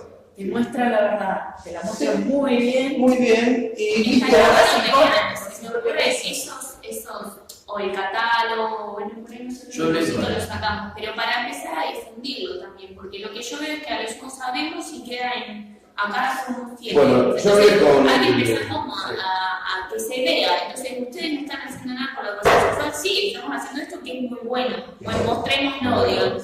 Sí. Yo hablé con la persona que distribuye. Tienen una visión que no sé si es la más acertada. Ellos o entran en un colegio o nada. Claro. O se la venden a un colegio con un proyecto o nada. Digo, pero escuchame, yo tengo mis hijos que están dando clases, están dando clases en el secundario y les gustaría el material. No, pero lo que pasa es que habría que hablar con los directivos y que compren todo el proyecto. Bueno. Claro, yo hablé con Aristides y me pasó el número de una mujer que tiene acá en La Plata, pero me dijo que lo que hiciera fuera hablar, porque yo le dije que el proyecto este hacerlo por lo menos a través de talleres. Y él me dijo que podría ser que hable con la representante que tiene acá en La Plata y hacer una entrevista con el director de la escuela. No, esto es de abajo para arriba, no es de arriba para abajo. Yo entiendo que si es más redituable. Lo que se puede hacer, lo que pasa es que muchos no están de acuerdo, es si muchos estamos interesados en estar más mal, de eso y ellos lo quieren comprar, vender en cantidad y compramos. No, pero no es que lo quieran vender en cantidad siquiera. Ellos quieren vender el proyecto a una escuela. Claro. Incluso mandan capacitadores. Bueno, Quieren vender el proyecto integral a una escuela entero. Habría que ver si no hay una cabeza a la cual se la puede ir a convencer, casualmente para que no sea una disyuntiva, sino que sea una conjunción. Hacerla de las dos maneras y vas a ver cuál te va a dar más resultado incluso económico. Porque cuando empiecen a probar, si ellos tuvieran una versión, ponele, más acotada, económica o accesible, un poco más libre, y en las escuelas se pudiera ir probando, o algún profe pudiera adaptar una parte para solo sus clases y la escuela no lo quiere. Una vez que vayan viendo eso, de repente puede ser que vayan teniendo el proyecto entero. Pero bueno, hay que proponer. Esto se está dando de las bases para arriba, no de arriba para que distribuya las bases. No se está dando así. Y después, igualmente, un proyecto así en las escuelas de la orilla, de La Plata, que sería imposible implementar porque los chicos, si bien tienen muchas sus comodidades, no gastan y para muchos es imposible gastar en un solo manual. me imagino que los carros más deben ser caros. Sí, son en color, son papel ilustración, no son, Sí, no deben ser me económicos. imagino que son buenos, pero no sé qué tan accesibles son como para... Hay una cosa intermedia que atenta contra los derechos de autor. Ellos tienen, en la página de Logos, tienen PDFs de muestra, son de 14, 15 hojas. Se puede empezar a trabajar con eso. Desgraciadamente. bueno, eso se puede nosotros- usar. ¿Eh? Los PDF se pueden usar. Sí, ellos lo publicaron en su página, se pueden usar. Sí. Igual, por ejemplo, del curso que estamos haciendo, tenemos un montón de material por módulo y es material bibliográfico extra, o sea, no es el manual, pero te da como más o menos orientaciones. Bueno, está esto, no sé, de antropología, te dan 5 documentos de antropología. Sí. No hay ninguna. Yo lo que vi bastante es que este proyecto Logos está bastante compenetrado con lo que es la inteligencia emocional, con las herramientas de inteligencia emocional. Y eso está bueno. La inteligencia emocional en la educación acá no está muy desarrollada, pero tiene muchos elementos que limpian mucho el terreno de esto confrontativo, bélico, la guerra unos contra otros. Esto que estamos diciendo recién es uno de los pilares, la asertividad. Vos perfecto, vos sos anti esto, pero antes tenés que ser pro algo para, por consecuencia, ser anti, pero no ser básicamente anti. Con la inteligencia se mueve afirmativamente, no se mueve negativamente. Bueno, no sé, en 15 días nos encontramos otra vez. Muchísimas gracias. No sé si a alguno le quedó algo para comentar, para compartir. Por ahí escuché que en Estados Unidos lo que se promueve mucho o se ha vencido, se camina mucho contra esta educación sexual, de ideología de género, es promoviendo y hablando específicamente, estrictamente, visiblemente, de la castidad y de la continencia, promoviendo y hablando. Yo no he escuchado a nadie, pero en primaria, en secundaria, a mí nunca me hablaron ni de castidad, ni de, mucho menos de continencia.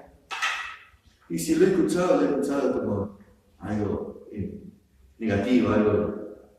Pero por ahí hay que hablar. Pasa que igual creo que es difícil arrancar de ahí, no sé, Porque porque eso es lo que es hablar hablar. realmente. No No digo digo que gente no. que tiene un motivo por el cual, o sea, si tenemos fe. Pero vos, la gente de afuera, con la propaganda que ya hay hace tantos años, no podés ir a hablar de Pero castidad. adentro de la iglesia, El el concilio de la familia no habló de eso. A nivel exterior, no puedo decir, o sea, una cosa creo yo que es dentro de la iglesia que sí, y uno cuando hay un paso más de haber hablado, sí, no digo Dos no. cosas. De hecho, en la iglesia, con católicos, creo que va a ser difícil hablar de Sí. esto. Ya. Y los que tienen sed de Dios son los que por ahí que están bautizados, pero no van a la iglesia. Te escuchan, tienen sed de Dios, quieren escuchar estas cosas.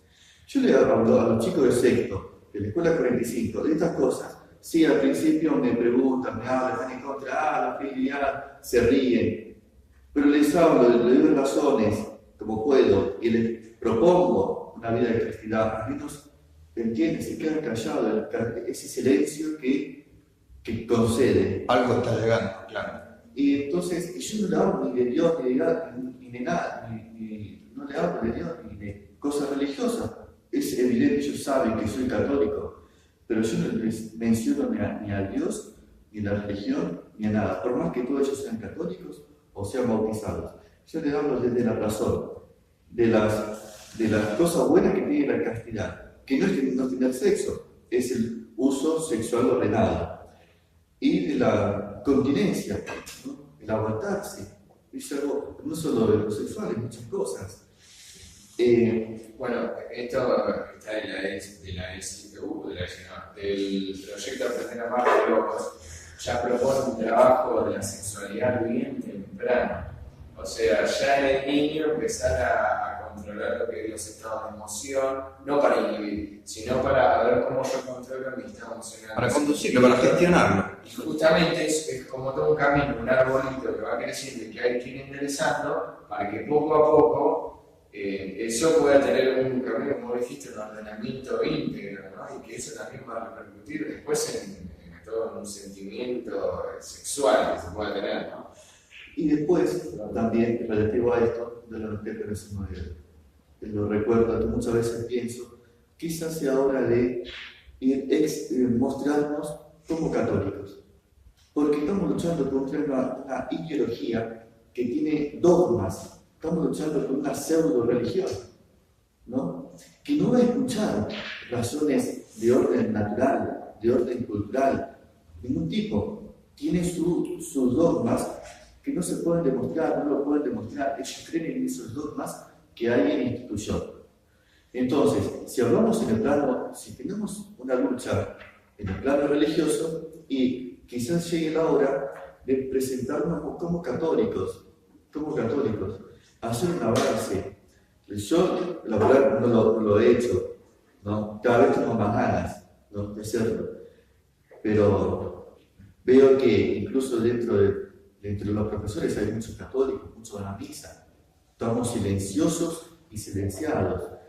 Esto de no olvidarnos que Cristo es Rey, y Cristo es Rey también de la sociedad, y tiene que ser Rey de la sociedad, y tiene que manifestarse públicamente su reinado. No somos evangelistas, somos católicos. A diferencia del evangelista, el católico une lo religioso con lo civil, con lo social. Lo religioso, el reino de Cristo tiene que impregnar todo. Sí, está mucho más movilizado el evangelista que el católico en general, pero es lo que eso vos decís es totalmente cierto. El evangelista por ahí no cree en el reino universal de Cristo, en que Cristo reine, ¿no?, en el orden temporal. Lo tiene escindido luteranamente. Viste que son a lo que se diversifican tantos pequeños grupos, tanta iglesia evangélica. Te encontrás con algunos grupos que vos decís, yo qué católico parece en esto.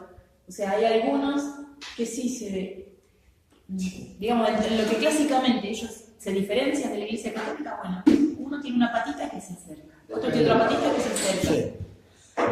Sí. La movilización que hubo antes del 8 de agosto, que fue el sábado, fue Lo que yo impresionante. veo es que por ahí no están tan, no sé, por ahí es una impresión.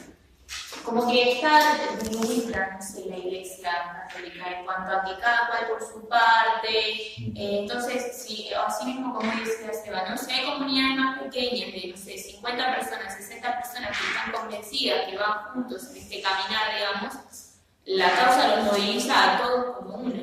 Pero si la iglesia a nivel necesario está, en general, digo los fieles y incluso los sacerdotes, como así, tipo, bueno, yo en mi parroquia y el otro en la suya, está como muy, como puntos, no hay núcleos de católicos, está todo muy, cada cual por la Y suya. encima, bueno, esta cosa que nosotros lo vemos como algo que nos está faltando, ¿no? Que, no sé, a ver, todos quisiéramos que el obispo hable, impulse, hinche. Yo no sé qué habrán hablado en su reunión, lo tengo en el retiro de sacerdotes, pero sí veníamos viendo desde antes, bastante tiempo atrás, que en la parroquia, un cura por ahí habla de estas cosas y el otro las esconde, porque cuando hay algunos fieles que le piden que hable de eso, o que invite para firmar una planilla, qué sé yo, bueno, sí, y después... O en grupos católicos tapan. mismo salió el tema de esto y te dicen, chicos, no debatamos por acá. No, ¿cómo no vamos a debatir por acá? Sí, o Justamente, sea, o sea, ¿para qué está, digamos? O sea, y así en muchos Si no somos nosotros los que nos movemos, nos pasan por arriba. Y no va a haber vuelta atrás, como dice muy orgulloso el presidente. No hay vuelta atrás. No podemos quedar calladitos. Yo pienso que, si bien a veces desde la jerarquía no viene con tanta fuerza, los movimientos podrían hacer muchísimo por esto. Además, yo veo, por ejemplo, en el nuevo proyecto de ley para la ESE, que hablan de una resistencia que le encabeza la Iglesia Católica. No sale de organización. Pero entonces. Ojalá fuera cierto. Claro, pero para los que lo creen así, lo ven así y atacan con todo la Iglesia Católica, porque la Iglesia no está perdón para nada. Lo han acusado a los romanos pontífices de presionar. Ojalá. Esto mismo que dijo el 13, este discurso que dio el 13, lo hubiera dado 5 meses atrás y la historia sería tan diferente. Sí. Pienso, capaz no, Porque también no hay que olvidar nuestro deber y posición de laico. Como decía Juan Pablo II, hoy es el tiempo de los laicos, Sí. no de los sacerdotes están atados a la iglesia, los pastores están atados muchas veces de pies, de manos, y por ahí nos animan a decir muchas cosas para evitar persecuciones a los laicos. Por ahí nos animan a dar a los laicos grandes cosas. Yo pienso, mira, estoy segura que sí. Yo querría hacer un aporte, o sea, yo creo que tanto la oveja tiene que hacerlo de oveja y el pastor también tiene que estar ahí con las ovejas. O sea, es cierto, te puedo decir, ¿no? Que tienen una labor los pastores, pero, o sea, necesitamos de ellos, sin entrar en detalles, o sea, necesitamos el acompañamiento, el tema como fue el aborto. Sí. O sea, es algo necesario, lo necesitamos porque así como tiempo de los laicos, también necesitamos de nuestros pastores que estén acompañándonos en la palabra y bueno, también en literal, ¿no? O sea, lo tenemos, ahí gracias a Dios tenemos. Sí, los pastores que en algún sentido acompañados físicamente incluso, no han dejado su ministerio, no han faltado su ministerio. Yo en ese sentido voy bien a la base. Al sacerdote lo necesitamos para la santificación, ¿no? Para celebrar sacramento, para que nos confiese, para que nos dé la Eucaristía, pero no es lo único, digamos.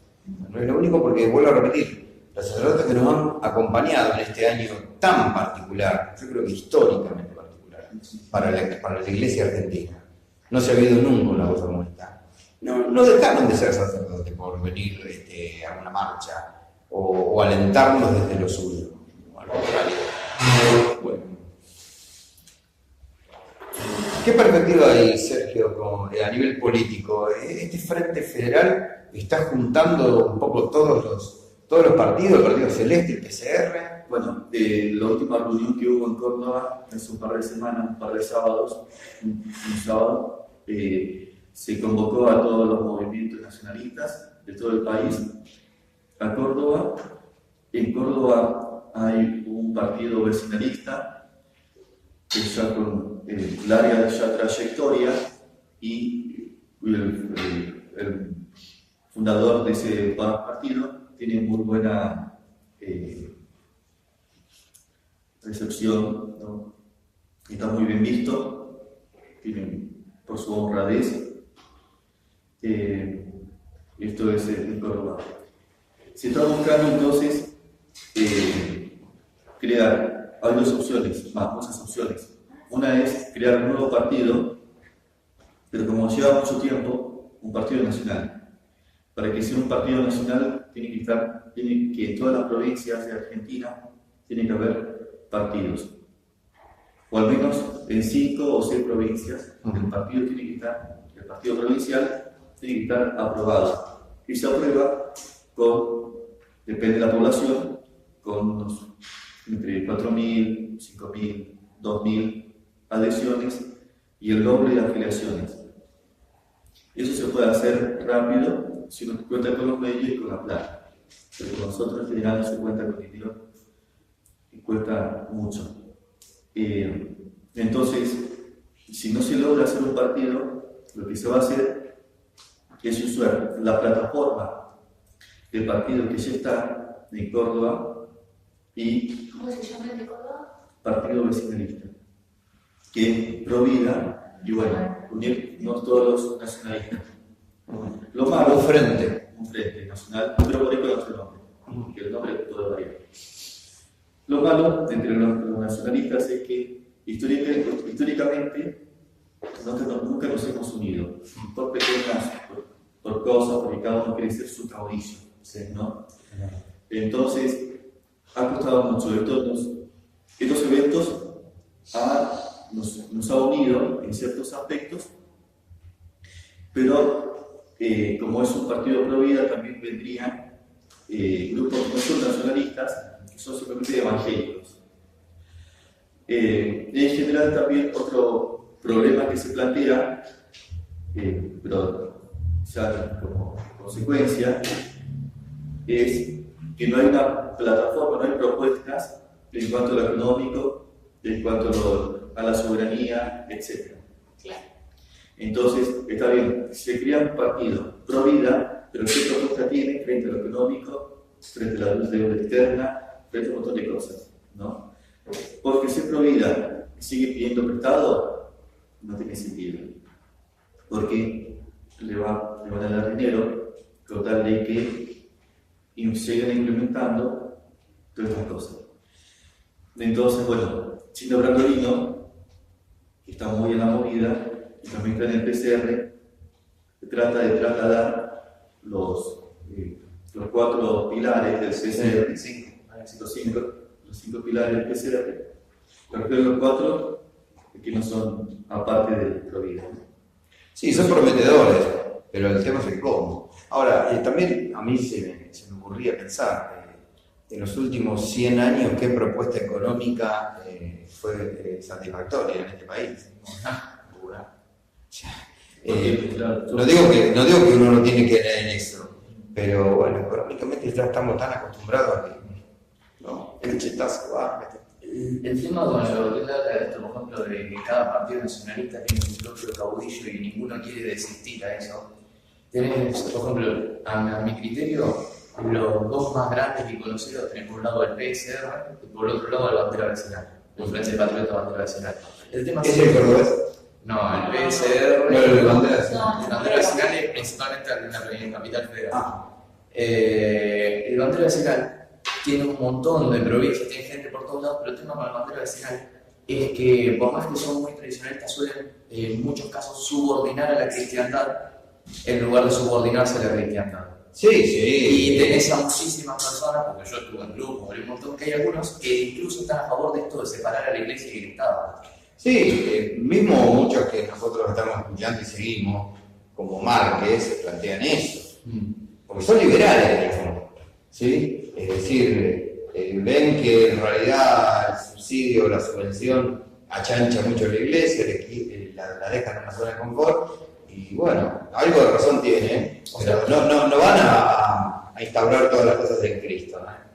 Por ejemplo, Biondini siempre se expresa como católico y que otro, pero tiene muchísima militancia, no sé si es verdad de él o no, pero tiene muchísima militancia. Hay algunos grupos, yo digo en algunos que son, yo hablo con ellos, o con alguien del PSR o lo que sea, y para mí son lo mismo, si no le pregunto el partido, piensan lo mismo. Pero tenés muchos, en bandera vecinal, que como él dice, tienen una postura que tira mucho más hacia el socialismo.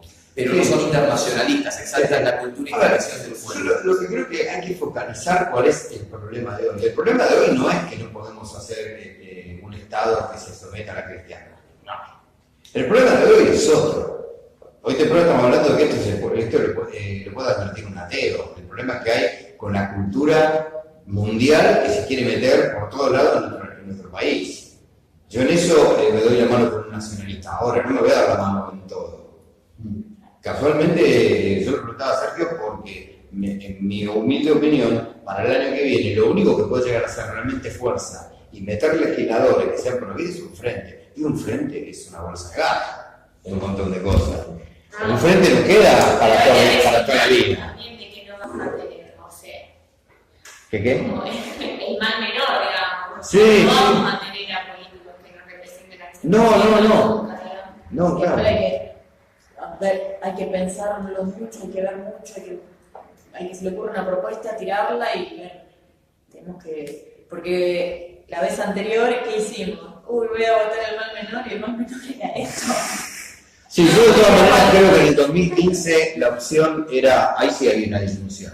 Sí, Era- no teníamos salida, ¿no? Si teníamos 4 años más de la señora, esto estaba ya perdido de antemano. Es decir, yo si volví